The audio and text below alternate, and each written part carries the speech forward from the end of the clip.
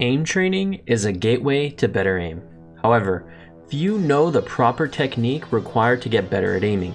I'm here to bring you a comprehensive guide for everything related to aim training. You'll learn how to properly train, how to take what you learn in aim trainers into games, as well as how to never plateau, a problem everyone faces. And if you enjoy the content, please remember to like and subscribe. Spike down. One enemy. Oh, you're an evil demon. Let's go. Oh!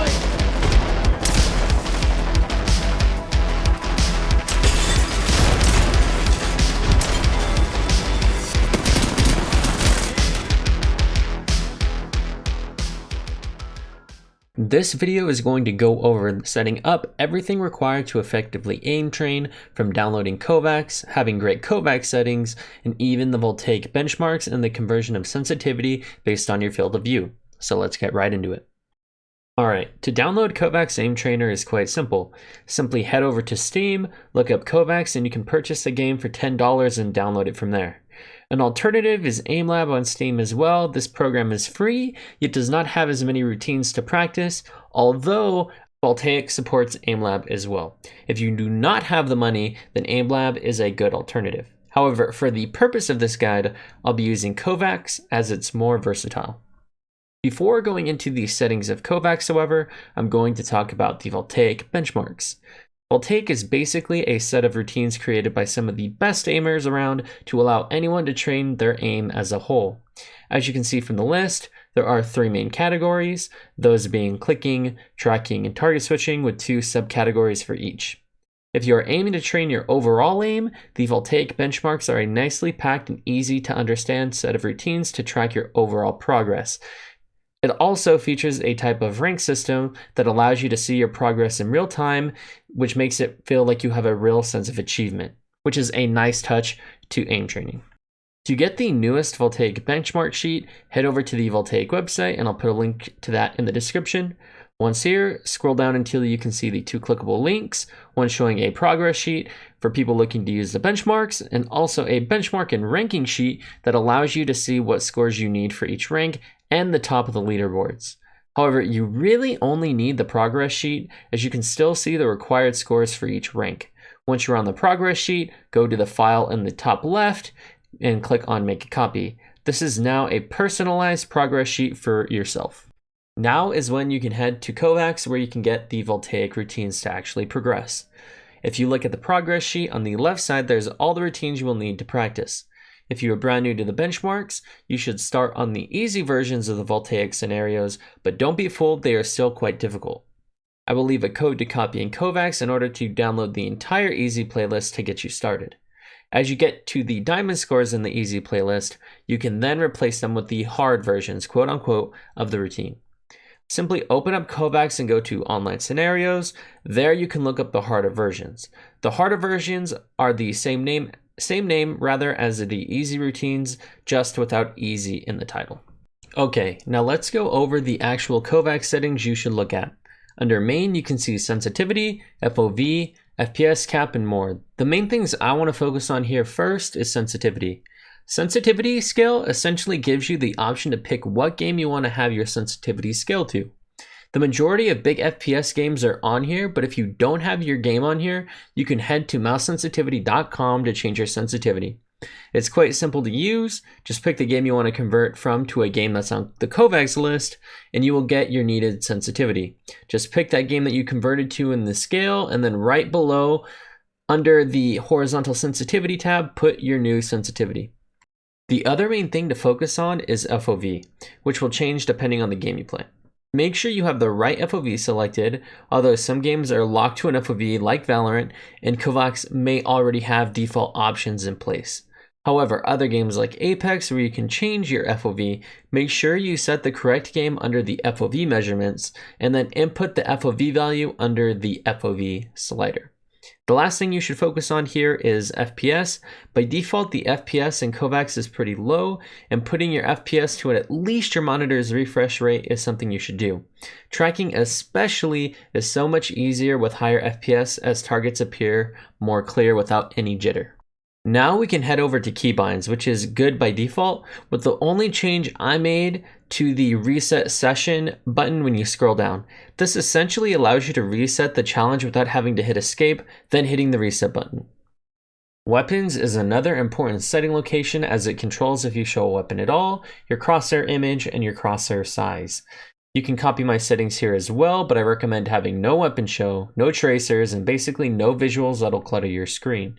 You're training your aim, so it's best if you make your aim training as fluid for your progress to show. Next up is your crosshair, which is pretty easy to search through. By clicking on a crosshair image, you can look for whichever ones you prefer. I personally recommend a small dot for static clicking involving really small dots, and a small cross for tracking as it's easier to see your crosshair in your peripheral vision. Color matters a lot as well, so try to pick a color that is easy to see when you're hovering on your target. Below that are all these sounds you can pick for hitting a target, shooting your imaginary gun, and more. You can even implement your own sound by hitting add file and selecting an appropriate file type. I recommend picking sounds that are noticeable yet not distracting. Now onto video, which I basically set to low settings, and the only thing I would focus on is the refresh rate, which you want to match your monitor's refresh rate. Next up, we have arguably the most important section in Kovaaks, which are the visuals. This changes the color of everything on your screen, as well as the materials and skybox that makes up the arenas of the exercises. The first thing you'll notice is the theme section, and if you are new to Kovaaks, you can try out some of the preset visuals by hitting load theme, clicking on the drop-down menu, and selecting one of the many options. You can find one here that you like, but in general, you want a set of visuals that have a contrasting background and target. That way, it's easy for your eyes to follow a target, especially for tracking. Now, if you don't like these, then you can scroll down and change the textures and colors of everything. You can copy my settings if you like, but again, this is up to the individual. You can experiment with what you want, but I recommend that you at least have a dark background with a lighter target. And in terms of color, the green and yellow color of a tennis ball is apparently easy to see on a screen according to the International Tennis Federation, so it is the color I chose. The last setting option is the UI, which has a few useful options. Here you can change what is shown when you play a routine. Basically, you'll notice that when you play that there is a timer, and on the left side it also tells you your kill, time to kill, and your accuracy. Well, here you can change what statistics are shown on your screen as well as where they're shown.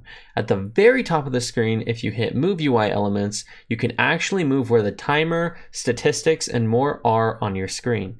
You can copy my settings here if you would like, but one of the most important options is the health bar option on the bottom, which I turned off for clarity. However, you can keep those in if you would like.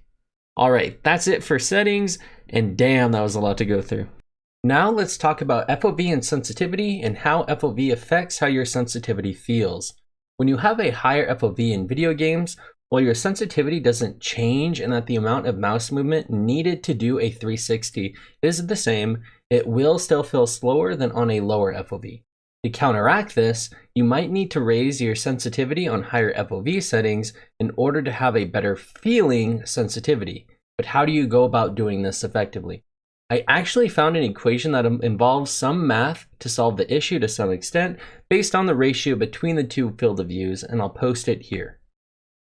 To use it, simply plug in the new FOV you're trying to convert into the new FOV part of the equation and put your old FOV that you're converting from into the old FOV part of the equation.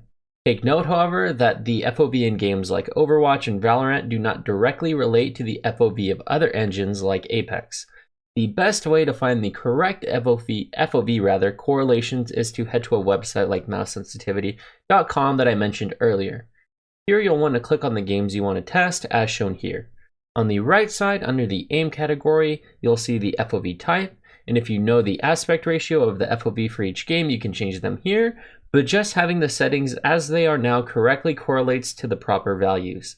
So as you can see, the Valorant FOV is locked like it is in game, however you can change the Apex FOV values. Scrolling down after putting in a value in the FOV tab will show the actual vertical and horizontal field of view. So for example, a value of 87 or 88 in Apex closely mimics the values as they are in Valorant. But say you put in 110 for your FOV, the actual field of view will be here.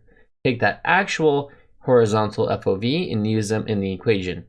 Once you get the value after doing that equation, multiply your answer by your current sensitivity for a closely matched sensitivity on your new field of view. However, even after doing this, my sensitivity felt a bit too fast, so I lowered it some. Try the equation and find out what works for you. All right, hopefully I covered everything about Kovaak's, FOV, and general use on how to begin aim training, especially if you wanted to get into the Voltaic benchmarks and things of that nature. If you've done that, you are ready to move on into actual aim training. So hopefully this video helped you, and please continue on to the next videos.